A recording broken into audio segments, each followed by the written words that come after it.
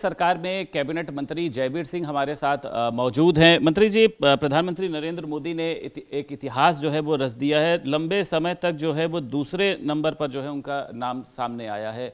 कैसे देखते हैं आप? लोगों के लिए तो गर्व का विषय होगा ये। देखिए, भारतीय जनता पार्टी और पूरे हम सब लोगों के लिए और राष्ट्र के लिए एक गौरवमयी क्षण है। पहले ये कि लंबे समय से पूर्ण बहुमत की सरकार आना बंद हो गई थी।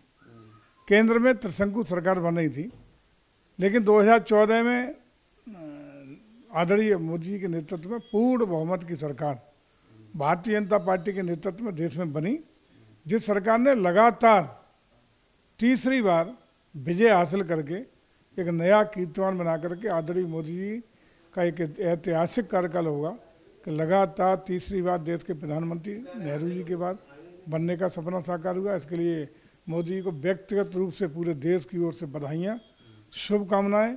उनके लंबे दीर्घायु के लिए, स्वस्थ रहने के लिए कि वो लगातार इसी तरह राष्ट्र की सेवा करते हुए राष्ट्र को वैश्विक पटल पर, वैश्विक शिखर पर एक विकसित राष्ट्र के रूप में खड़ा कर सकें, आगे ला सकें और वैश्विक लीडर के रूप में भारत की छवि स्थापित हो सके। राहुल गांधी ने केंद्र सरकार पर हमला बोला है, कहा है संस्थागत मनुवाद का ये पक्का सबूत है कि एसटी, एससी, ओबीसी के आरक्षित पद जानबूझकर जो है वो खाली रखे गए हैं। उन्होंने राहुल गांधी संसद में सरकार द्वारा पेश किए गए आंकड़ों का हवाला देते हुए नाराजगी जताई है कि इनके पद जानबूझकर खाली रखे जाते हैं।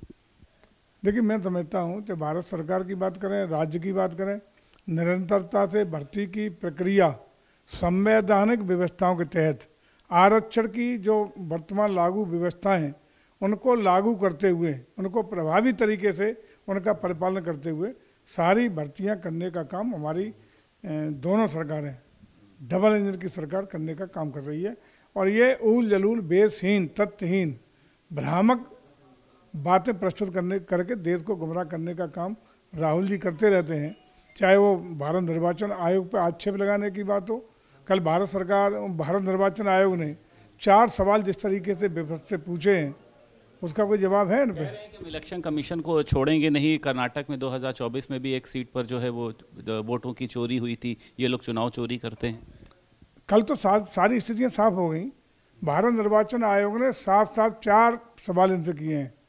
उसका जरा चारों में जवाब दे देना, ये जवाब देना चाहिए ना। अभी तक कहते थे कि आयोग बोलता नहीं, आयोग को सुनता नहीं। अब आयोग ने जिस तरीके से संवैधानिक दृष्टि से 4 महत्वपूर्ण सवाल चुनाव की निष्पक्षता, स्वतंत्रता के दृष्टिगत किए हैं, उसका विपक्ष के पास यदि कोई जवाब हो तो उन्हें जवाब देना चाहिए।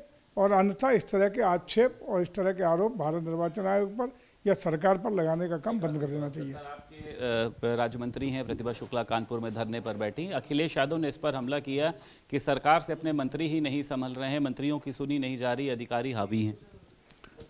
अब ये विस्तृत देखना पड़ेगा कि वहाँ किन हालातों में, किन परिस्थितियों में प्रतिभा जी को इन हालात में आना पड़ा कि वहाँ धरने पे बैठी। लेकिन मैं समझता हूँ कि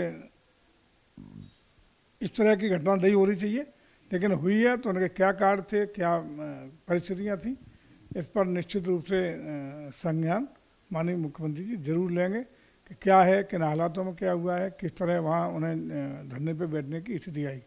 बहुत शुक्रिया बात करने के लिए। उत्तर प्रदेश सरकार में कैबिनेट मंत्री जयवीर सिंह हमारे साथ मौजूद थे। लखनऊ से वीडियो जर्नलिस्ट शुभम के साथ संदीप खेर, भारत समाचार।